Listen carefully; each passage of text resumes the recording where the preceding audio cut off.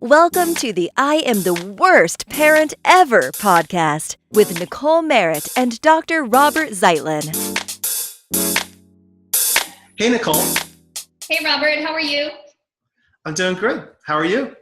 I'm doing well, thank you. I have a question. Sure. Do you have a lot of friends? Like, do you have a group of people that you would call? I have no friends. That you would call your people, your tribe? Do you have something like that? Do I have a tribe? You know, it's funny. Like, you're talking about my friends or our friends, like as a couple? So I guess, are they not one and the same? No, they aren't. It's so funny. It's like there's like a circle of friends for my wife. There's a circle of friends for me, and like we're working really hard to have like those couple friends. We have, some friends from way back, that we hang out with, but like we're constantly looking for couple friends, and it's a real challenge. How about you? Yeah, we struggle with the same thing as a couple to find another couple friends, and especially parent friends, because when you're going to get everybody together and have everybody's kids, it really helps to have everybody jive. For me, I've always sort of, I've always sort of struggled in the friend department, maybe been like slightly socially awkward. I played sports when I was younger. I played soccer, and I always had more guy friends than girlfriends. Mm-hmm. Did you struggle when you were younger, or is it more just harder now to make friends as an adult and as a married adult? I think the struggle, yeah. Did I struggle when I was younger? Yeah, I think I struggled a little when I was younger, but you had all those things set up. You had school, you had teams. Now as an adult, it's different. Like if you're not, I ran into this one dad, and he's like, man, I'm so depressed. My daughter's graduating high school, and that was my whole like social life. Like she played sports, and like I was part of the parent group, and now like, what am I going to do? And I think it's hard as parents to make friends. Like there aren't so many people are very busy. It feels like, I know this is wrong, but it feels like everyone's like fine. Like I have enough friends, like we're good, or they kind of clicked up. It's almost like high school a little bit. Like those people always hang out and those people always hang out. But like, how do we get into that group, or how do we get called when there's like an impromptu, like, Oscars party or whatever? Right. And I think part of it is that to make genuine friends in your adulthood, or as a parent or as a mom or as a dad, you kind of have to be vulnerable, and like you're going to put yourself out there, because 90% of the time you'll probably be around your kids when you're around them. And so then they're going to see you parenting and making those mistakes and, running late for the school bell and feeling disheveled. And you have to be willing to not hide that. When you are your more genuine self in all your kind of disheveled mess, I think that people gravitate towards that, because they're like, yes, I have somebody that's just as messy as me. But some of us are afraid to do that. We're like, no, they won't want to be my friend if they see how I really like struggle. Oh man. Yeah. It's the whole parenting game. It's like, should I put on a false face? Like, and if you do, what's your friendship based on? If you're just bragging about your kids, or you just can get tiresome to people who don't want to hang out with you and like have the brag fest. Like we played a game a few episodes back about like brag and gratitude. And it's like, immediately we jump right into talking about our kids. Right. It's like, how do you go out with another couple and not just sit there and talk about your kids? Right.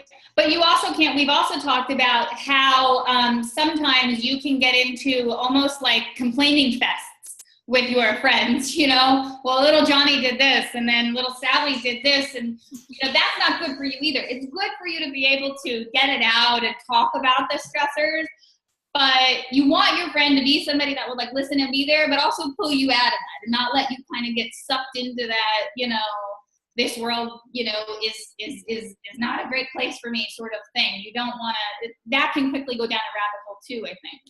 Yeah, that's true. And I imagine a lot of those cliques that we're not part of, like that happening, they're either brag fest and everyone's competing, or everyone's competing, racing to the bottom of like, my kid's worse than yours, or like vent fest, but not necessarily getting the support they need. Like that's my impression, is that parents aren't.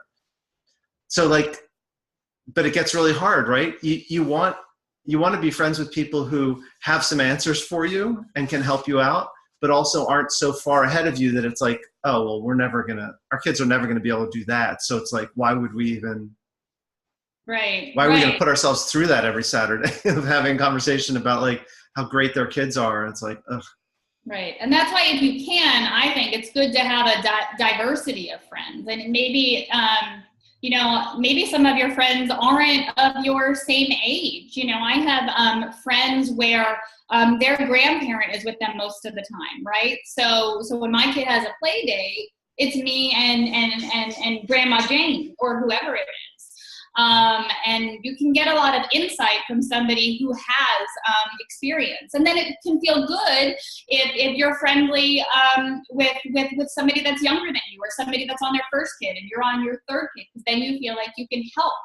I think it's good to have diversity in your friendships. No, that's ideal. I don't think most of us do that because we don't hang out in places where we find people that are any different from us. But I think you're right. That's totally ideal. I loved when my kids were little finding parents whose kids were a little older. So they kind of give me a roadmap of what was coming up, right. And a heads up, or they figured some of this stuff out. So I, flattened my learning curve a little, but that's about as diverse as we probably got. It's hard to get out of your silos, Right. And I think in order to find your people, the first thing you have to do is be open to having people.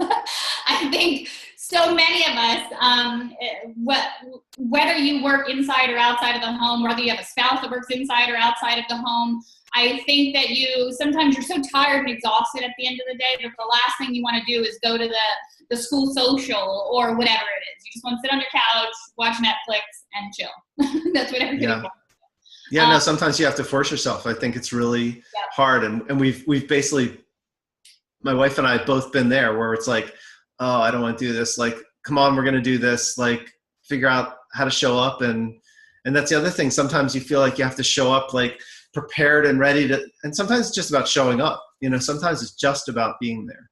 Yeah, I like what you said just about showing up, because I was going to ask you what it is that you think like are good qualities that make a good village, a good tribe, a good group of people. And like you just said, having people that will just be there. They don't just show up. Just show up for your friends. And that is going to create a genuine connection if you are just there. Mm-hmm.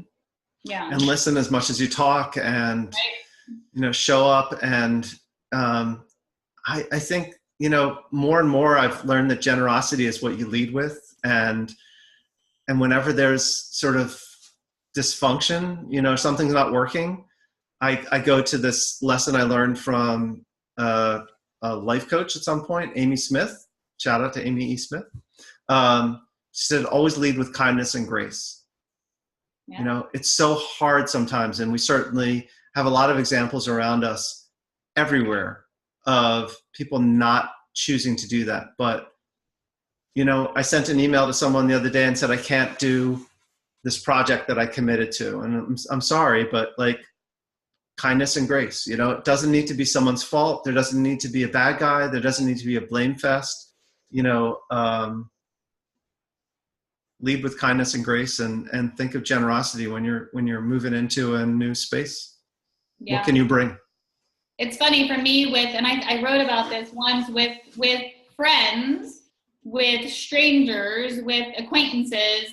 I lead more often with kindness and grace than I do in my own home with my children and with my spouse. So that one thing you said, that's something that I fully recognize and need to give attention to and fix. Do you think it's harder for men or for women to make friends when you're older and you're married and you're a parent? Do you think one gender has it harder? I struggle with, I think guys my age or guys with grown kids like don't tend to make friends. I think for one, they're hugely overworked and they're working a lot of hours and they're traveling a lot and it makes it hard. But also I think, I don't know if guys are raised necessarily, or my generation was necessarily raised with the skills that you need to lead you to be open, like you said before, or sort of like receptive. And, I look at my father-in-law, for instance, and he's an exception to the rule. He's an amazing interviewer, right? You sit down with him, 3 questions in, he's got you like talking. He's figured out how to like sort of get under the facade, and like those kind of skills are, I think, rarer to find in men than women. Maybe it's just my experience and my bias. And women have this ability to sort of connect with each other and also acknowledge feelings, and guys want the feelings on the side. Like we're gonna leave that unless it's like rah rah, someone won something. It's like let's keep especially the negative feelings on the side, because they're dangerous, and with guys kind of gets into shame and stuff like that. So I think it's trickier with guys. Yeah, and I think, I would agree that us women, for the most part, have it a little bit easier, but I also think that where we struggle is genuine connection. Like I feel like you guys might have less connection, but they're more genuine, and we might have all these, great friends, but none of them, or not many of them, fully reach that, just authentic, honest friendship. That we're so afraid of being judged and have this mom guilt and this search for perfection. And like we talked recently about how we use our children as our scorecard. Is my daughter doing as well as Sally's daughter? And if she's not, what does that say about me? And why would Sally want to be friends with me? So we think about all those things, which I think inhibit us sometimes from having as many genuine, authentic friendships as we could. Yeah, to guys' credit, many guys are not plagued the same way with anxiety or worry or being perfectionists. And guys also have the ability to sit and chill, like to sit and do nothing, which is actually, a skill, especially when it comes to parenting, or sometimes when it comes to like meeting new people, like you said about just showing up and being there. I think there are a lot of guys who are so low on the kind of worry scale that they'll just like, shrug and show up and chill, have a beer and just be there, and so that makes things a little easier, a little less stressful. There's a little less sort of, when am I going to talk? When am I going to listen? It's just like, yeah. And it's a struggle when you and your spouse have different needs from your village. Like, you want the people that can do more talking, and she wants the people that can do more listening, or whatever it is. Right. And how do you blend the two? And is it okay to have 2 different villages? I know you said like you're trying to meld them. Yeah. It's a struggle for a lot of couples. That's one of the hard parts about melding them is some of my wife's friends, like, we try to turn it from like their friendship into a couple friendship, but it doesn't necessarily work, or vice versa. And even more like what you're just talking about with like the talking and the getting along. And it's like, it doesn't always work when you move into a couple mode. Right. And then another problem I feel like you run into is like, let's say you have this great relationship with your friend, but you have these play dates and their kid is kind of a bully to your kid, or or she even sees that their kid is that her kid is a bully to your kid, but she doesn't step up, but you enjoy her in every other way, but she does not correcting her child or hurting your child. And then you're in this awkward kind of position. Those experiences get tough. Yeah. There's so many factors when you're trying to like merge with another family. Right. And each extra kid you add to the mix, do their kids match up? And if they do, are they all getting along? And right. Like it gets so tricky, and you almost need a chill factor from both sides to be right. Like, okay, well, if they're not all going to play together nicely, then we'll do this other thing. And right. Sometimes that works out really nicely. Yeah. Or it's good to have a pool, or it's good to have, some other thing that can sort of be a peaceful middle ground. Yes, I totally agree. Distraction and both of you having a sense of humor, and knowing that both parents is trying their hardest to raise a kid that will be nice to another child, I think has to be present. Right. No, I think it's a tricky territory. And the more I think about it, the more I think this is sort of like being where we are now almost feels like high school of like, we're on the side and we're like, where are our friends and how can we break into that crowd and like, how can we connect? It's a little easier for us because our kids are older. It's not a matter of making sort of family dinner play dates, where everyone needs to be involved and get along. But still, it's still tricky, it's still tricky once, it's more than one person looking for one friend. Yeah. Can I read to you a quote I found? So there was a Scary Mommy article that I shared last week, maybe on my page, kind of about like friendships and tribes and villages, sure. And then just get your take on it. So the quote is, I can't be all things to my children all the time. They need other adult examples and mentors who can help teach them how to be a solid human being. They need a village of elders who can provide different perspectives and life experiences, who can provide nuggets of wisdom in ways that my husband and I can't. You agree? Yeah. Yeah. I mean, I was like, wow, like that's why there needs to be grandparents and aunts and uncles and that little Sally's mom, yes, she can spend some time with you. I don't know. It made me feel proud that my children have relationships with other extended people in their life, be it a family member or a friend's mom. Mm-hmm. It's totally important.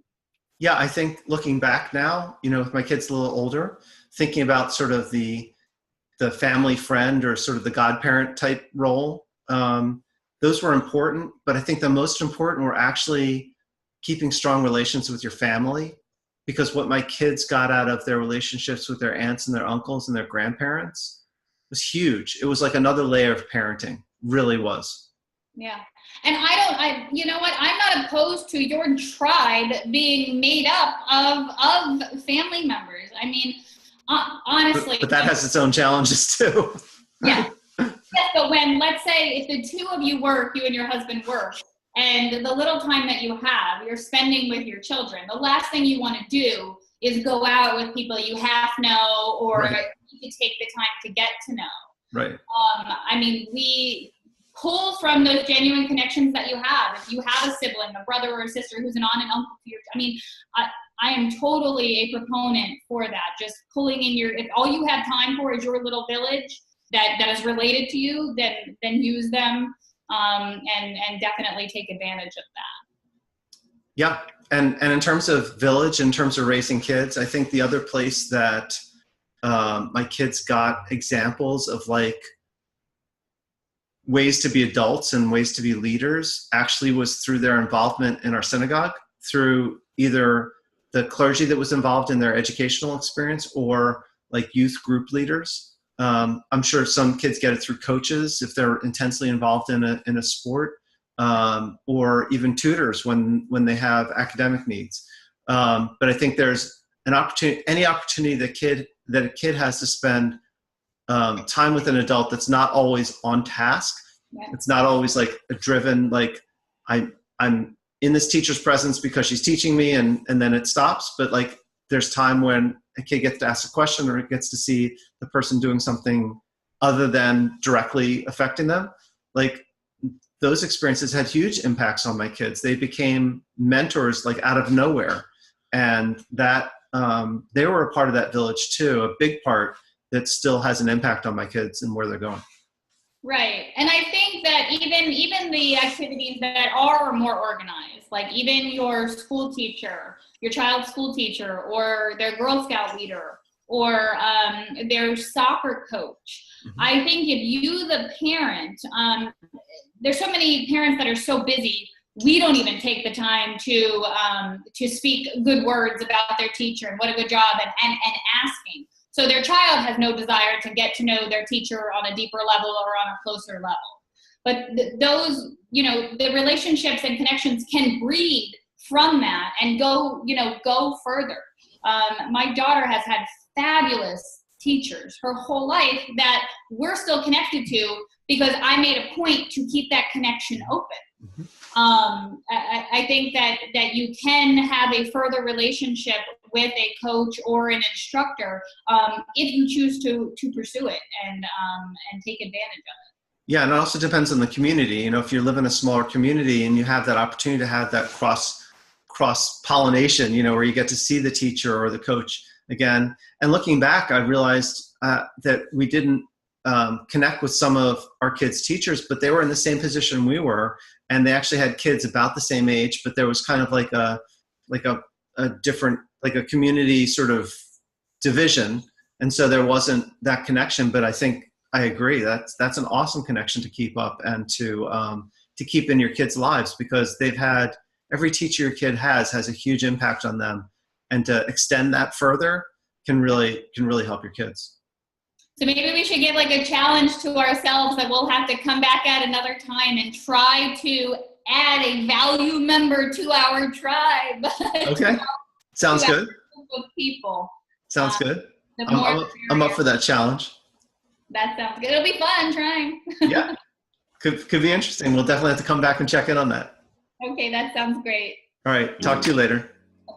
Bye. Bye. Thank you for listening to the I Am the Worst Parent Ever podcast. Don't forget to subscribe so you won't miss an episode.